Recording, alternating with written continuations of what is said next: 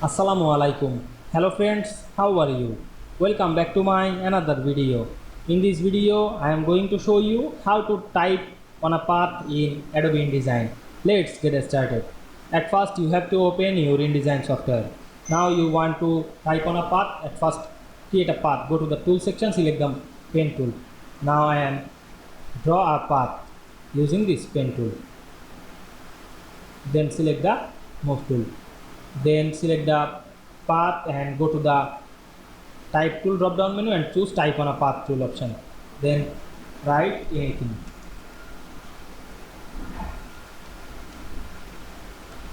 Now you can see we type on a path very easily.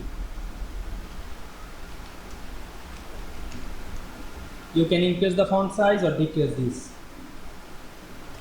Now you can see we type on a path very easily. I hope you enjoyed my video. Please like, comment, share and subscribe my channel. Thanks for watching.